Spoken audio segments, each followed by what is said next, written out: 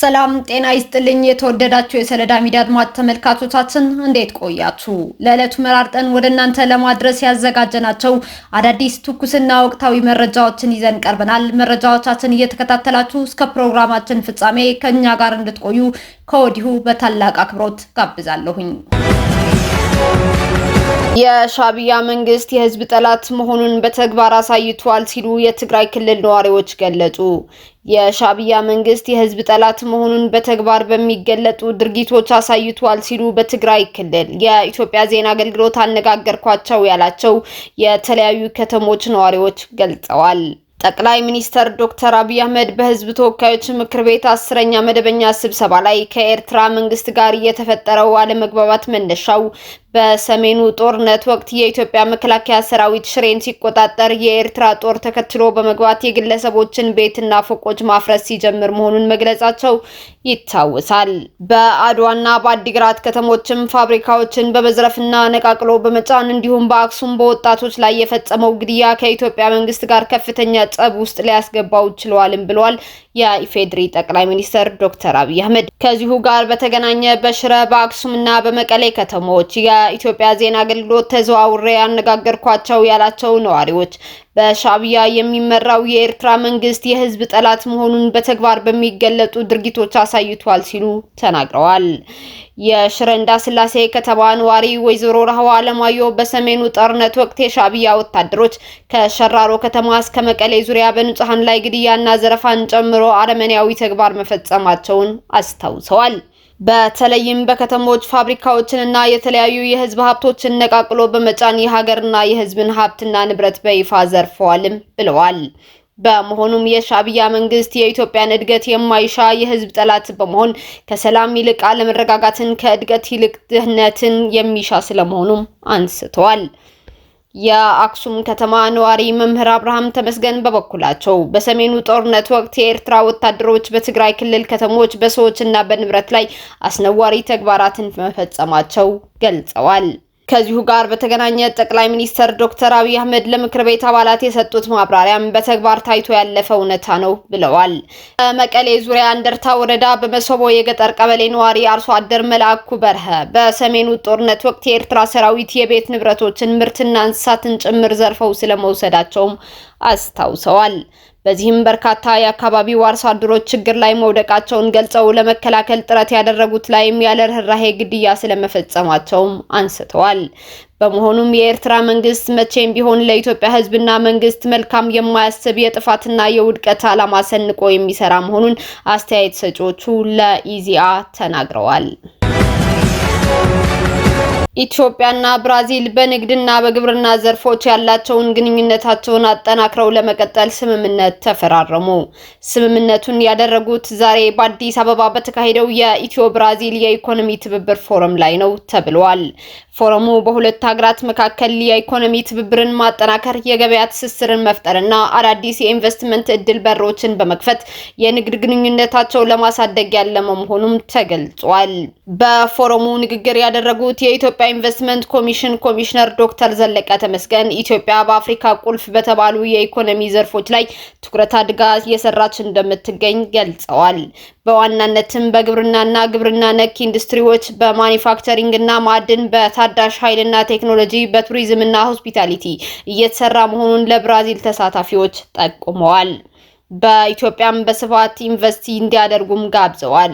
በተመሳሳይ በፎረሙ የተሳተፉት የንግድና ቀጠናዊ ትስስር ሚኒስቴር ዶክተር ካሳሁን ጎፌ ኢትዮጵያ በአፍሪካ ቀጣይነት ያለው የኢኮኖሚ እድገት እያሳየች መሆኑን አስታውሰው ኢትዮጵያ ወደ ብራዚል ጥሬ ዕቃ ከመላክ ይልቅ እሴት በመጨመር ያመረተቻቸውን ምርቶች ትልካለች ብለዋል። በፎረሙ በኢትዮጵያ የብራዚል አምባሳደር ጆን ዳሪዮ በተለይም ግብርናና ግብርና ነክ ኢንዱስትሪዎች ዙሪያና የንግዱ ማህበረሰብና ድጋፍ ሰጪ ተቋማት ወደፊት የንግድ ትስስር እንዲፈጠርላቸው አስቻይ በሆኑ ጉዳዮች ላይ በጋራ ለመስራት የሚኖራቸውን የንግድ ግንኙነት አጠናክረው እንደሚቀጥሉም ተናግረዋል። ይህ ፎረም ኢትዮጵያ ወደ ዓለም የንግድ ድርጅት ለመግባት ለምታደርገው ጥረትና በብሪክስ አባልነቷ ለምታገኘው የኢኮኖሚ ጥቅም ትልቅ ፋይዳ እንዳለው ይታመናል።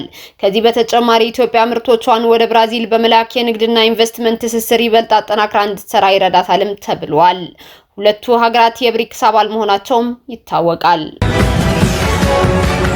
ናይጄሪያ የሞት ሜዳ ሆናለች ሲሉ የቀድሞው ምክትል ፕሬዝዳንት አቲኩ አቡበከር ገለጹ።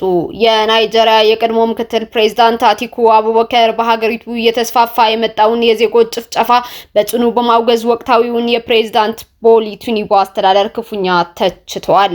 አቡበከር እንደገለጹት ይህ ዘግናኝ ወንጀል የተፈጸመው በሶስት ቁልፍ የሀገሪቱ ግዛቶች ውስጥ ነው። እነሱም ኳራ፣ ቤኑዌ፣ በመረጃ ላይ ፔትሱ ተብሎ የተጠቀሰው እንዲሁም ካቲሲና መሆናቸውንም ጠቅሰዋል። የቀድሞው ምክትል ፕሬዝዳንት የጥቃቱ አሰቃቂነትና ድግግሞሽ መንግስት የዜጎችን ደህንነት የመጠበቅ አቅም እንደሌለው ማሳያ ነው ብለዋል። ይህ ዘግናኝ ጭፍጨፋ ናይጄሪያ የሞት ሜዳ መሆኗን ያሳያል ሲሉ የገለጹት አቡበከር የፕሬዝዳንት ቲኑቡ አስተዳደር በቃላት ደረጃ ብቻ የሚያደርገው ውግዘት ምንም አይነት ለውጥ እንደማያመጣ አስገንዝበዋል። ብዙ አስከሬን እያየን የቲኑቡ ባዶ ውግዘት ምንም አይሰራም። የጸጥታ አካላት ምላሽ ሰጭ ብቻ ሳይሆኑ ቅድመ መከላከል ላይ ትኩረት ሊያደርጉ ይገባል ብለዋል። አቡበከር በማጠቃለያቸው የጸጥታ መዋቅሩ ንቁ ሆኖ ዜጎችን ከጥቃት እንዲታደግ ጥሪያቸውም አስተላልፈዋል። ትራምፕ ከእሁድ ምርጫ በፊት የጃፓኗን ጠቅላይ ሚኒስትር ብረቷ እመቤት ወይም አይሮን ሌዲ ሲሉ አሞካሹ።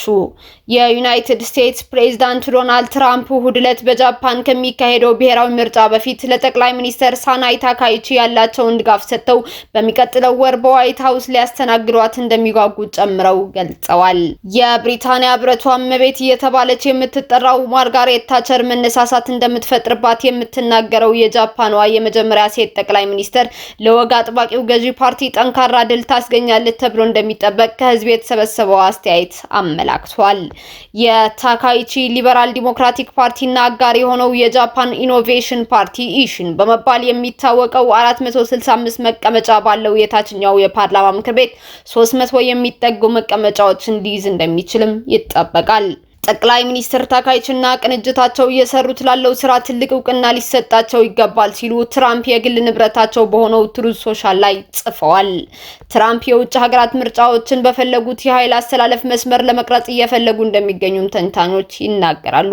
የ64 ዓመቷ ታካይቺ በውጭ ሀገር ካሉ የቀኝ ክንፍ መሪዎች ጋር የሚጣጣም ፖሊሲ አላቸው።